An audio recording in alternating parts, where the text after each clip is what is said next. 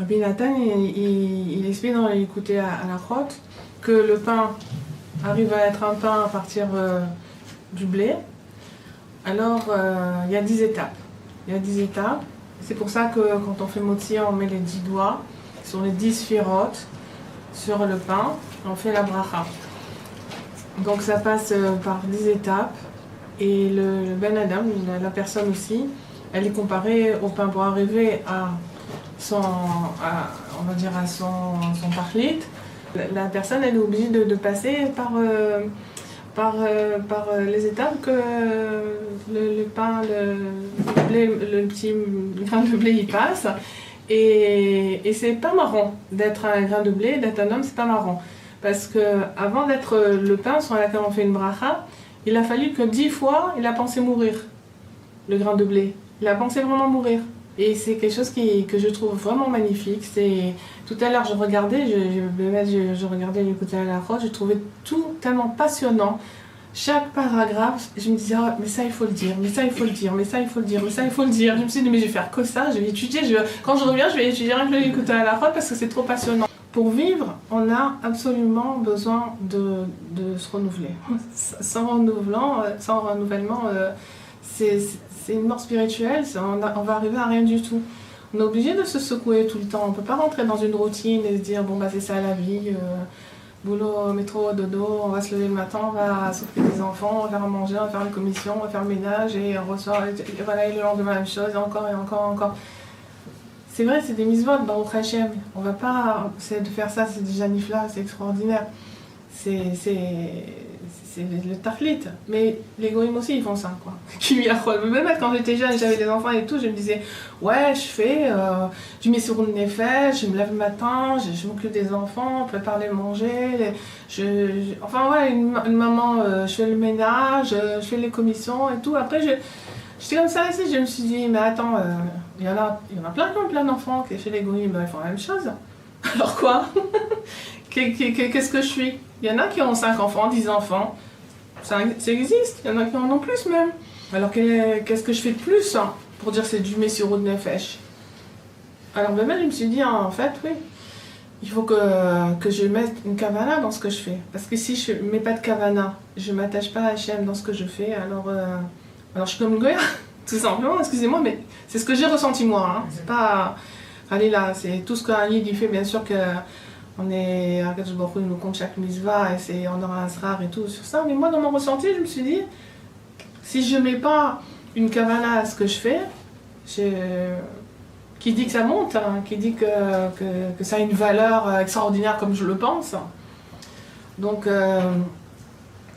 c'est des idées qui viennent Mina Shamayim pour nous secouer aussi.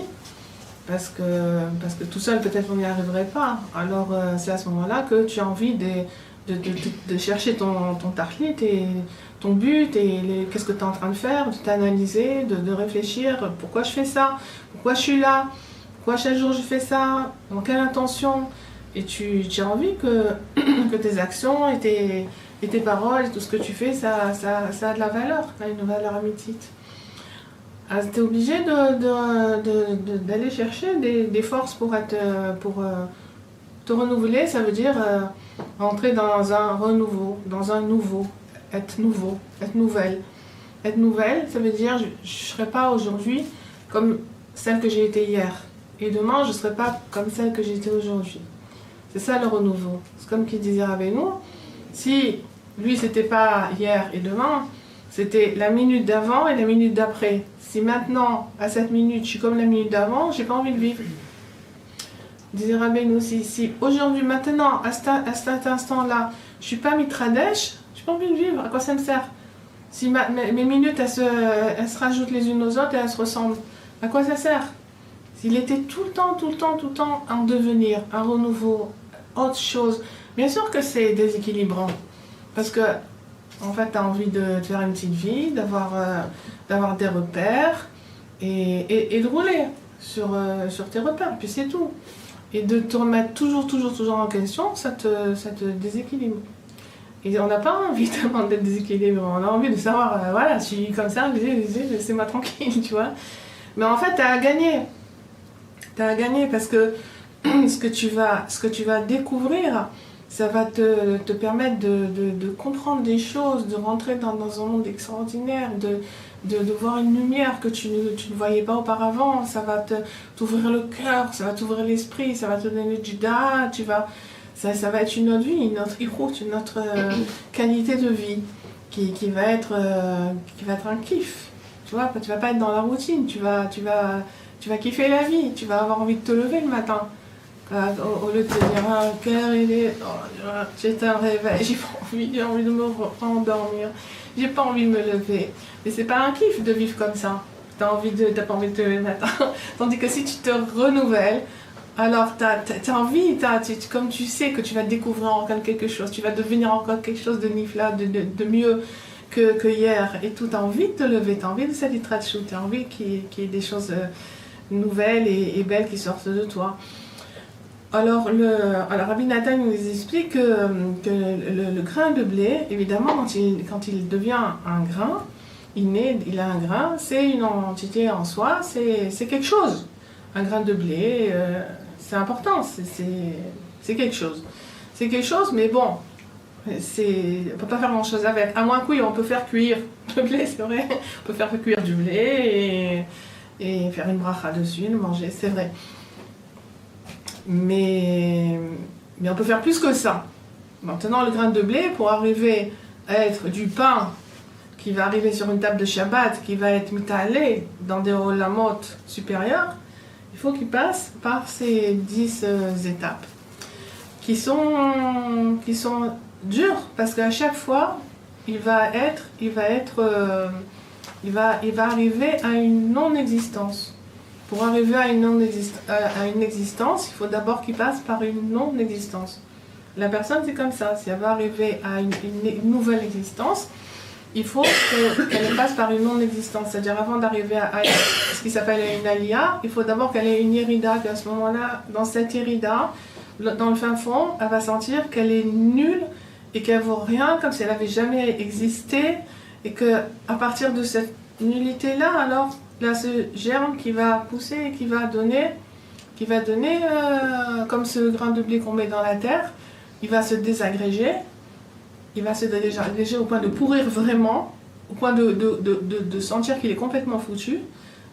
Et là, il y a un micron de millimètre de vie qui va germer et qui va broyer du noir pendant X temps, parce que quand il est sous la terre, alors il ne sait pas s'il va à droite ou à gauche ou vers le bas.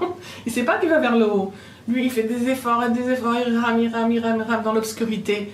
Mais il ne sait pas qu'est-ce qu'il va trouver après. Il sait qu'il faut ramer. Parce qu'on lui avait dit que tu sais que tu vas arriver à quelque chose. Alors Pitom, un jour, il voit la lumière du jour. Ah, il croit ça y est, il est arrivé. Il est arrivé, c'est ça qu'on m'avait dit. C'est vraiment extraordinaire. Je suis arrivée, et puis petit à petit, il voit qu'il se développe et qu'il a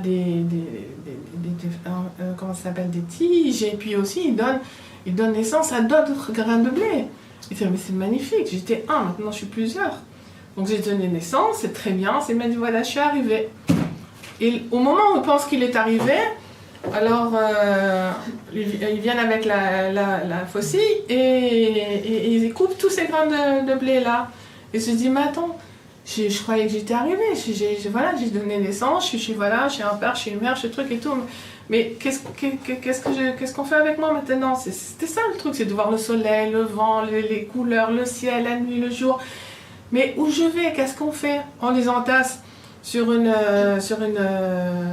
charrette et toutes les tiges là-bas, on les emmène dans une machine qui va séparer le grain de toute la paille et tout. Bon, ils se retrouvent tous ensemble comme ça dans un fût et ils se disent, mais qu'est-ce qui va se passer avec moi? Et à ce moment-là, on l'écrase. Ils croient qu'il va se passer quelque chose de bien, mais non, pas du tout. Pas du tout, il se fait écraser complètement. Crabouillé, il ne reste plus rien. Rien. On m'avait dit que j'allais arriver quelque chose de bien, mais Mais on m'a pas averti qu'on allait m'écraser. Et tu vois plein de gens qui t'écrasent, qui t'esquintent, qui te crient, et que t'es pas ci, t'es pas ça, t'es pas l'autre, tu n'y arriveras jamais. Et ça va pas, j'aurais dû être comme ça, tu es pas comme ça, allez, vas-y, écrase-toi qu'il reste plus rien, le Ben Adam. De la poussière. Vraiment de la poussière. J'ai dit, bon, alors c'est ça, c'était ça. Ah putain, on vient, non, attends, c'est pas fini l'histoire.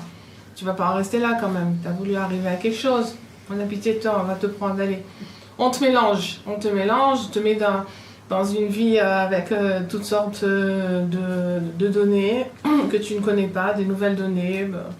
Tu viens dans un autre pays ou bien tu changes de vie, ou tu viens dans une nouvelle maison, un nouveau travail, des nouvelles personnes. On le mélange avec des gens cool, de l'huile, avec du sel, des gens corsés, avec du sucre, des gens amical, des gens de la levure, des gens qui font gonfler les machins et tout ça. On mélange avec tout un massage casé. Et puis il dit, bon, bah, on va bien voir qu'est-ce qui va se passer. Et puis ça devient de la pâte, comme ça devient un truc là qui gonfle. Il dit, tiens, c'est pas mal, quand même, c'est une soura, c'est quelque chose. Et puis après, bon, il y a quelqu'un qui vient, qui forme une jolie forme comme ça de pain. Il dit, ouais, c'est joli quand même. Et à ce moment-là, bon, bah, on le met dans le four. Et puis, il dit, ouais, c'est bien, il fait chaud ici. Ça fait du bien et tout. Puis après, il commence vraiment à suer. Je dis, mais attends, il fait trop chaud. J'en peux plus. Mais c'est quoi, je vais mourir ici. Ça devient trop, quoi. Je veux dire, je m'attendais pas à ça, la ville. Ok, mais les souris, les souffrances, les trucs et tout, mais j'en peux plus. Mais arrêtez, je vais mourir, j'en peux plus. Le Canada, il n'en peut plus. Et puis, bon, on le sort, il est bien croustillant, comme dirait Beno, je vous aime bien croustillant. On le sort.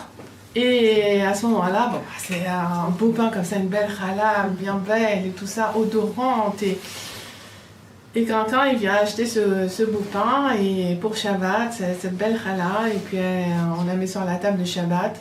Et puis il fait l'admiration de tout le monde et il dit waouh, c'est magnifique. C'est vraiment ça, c'est ça le tartlit. Voilà, j'arrive sur une table de Shabbat. Je sens bon, je suis beau, je suis bien, je suis arrivée avec quelque chose. Les gens, ils m'admirent, je suis une soura. Vraiment, c'est magnifique. Il entend les chants et tout, l'ambiance de Shabbat, c'est extraordinaire. Et puis voilà, un truc, il ne s'attend pas du tout. Alors, pas du tout.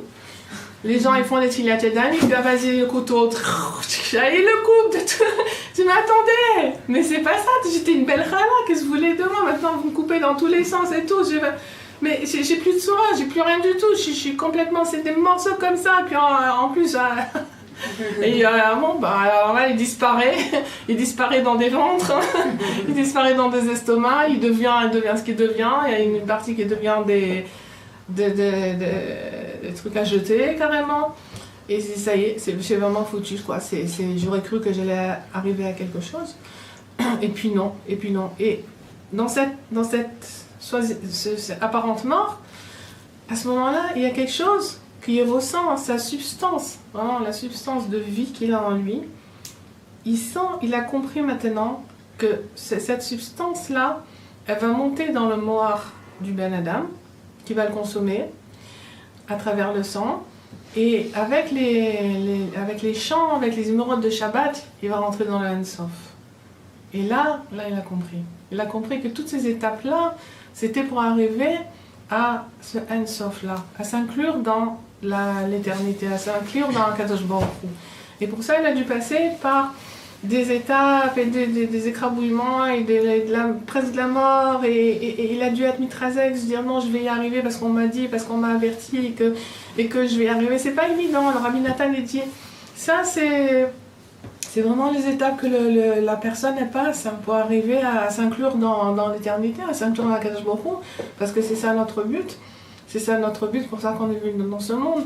C'est pour arriver à chacun, chacune, avec le programme, la programmation qu'Akadosh Baruch Hu lui a donnée, avec les kélim qu'il lui a donnés, les attributs, les midot, combien elle a de feu, d'air, d'eau, d'ingrédients dans son corps qui va lui donner ses midot et de terre qui va la modeler. Et comme ça, comme elle est, Akadosh Baruch Hu, il veut que la personne, elle se progresse, elle soit mitra déchette, elle se décourage pas quand elle est en Yerida, qu'elle se dise, t'inquiète pas mon vieux, ma vieille, tu vas remonter, tu vas devenir quelque chose d'autre. Tu sais pas pour l'instant, on a l'impression que tu es complètement écrabouillé, tu as des gens qui t'esquintent, qui t'écrasent, tu as l'impression que tu vaux plus rien du tout, tu as l'impression que tu tombes toujours dans les nerfs et tu veux faire des efforts sur tes midotes, tu tombes encore plus bas que ce que tu étais, et tu veux faire des filotes et tu n'y arrives pas, et tu n'as pas le temps, et tu n'as pas l'envie, et tu n'as pas le... Mais sans mitrazek, parce que c'est normal.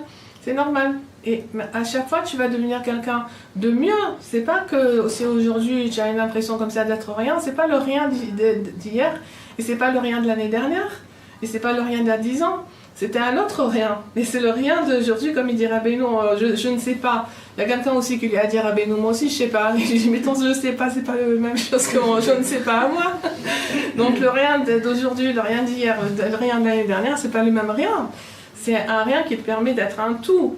Et après, quand tu arrives à ce tout, alors tu redescends. Et après, tu remontes. Après, tu redescends, tu remontes et tu progresses. Seulement, tu vois pas, évidemment, parce que ce sont que des étapes de progression qui font que tu vas arriver à un moment donné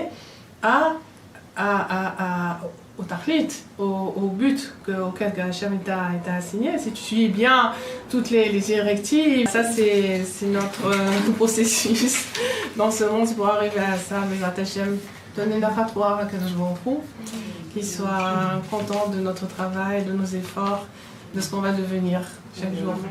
Hachem.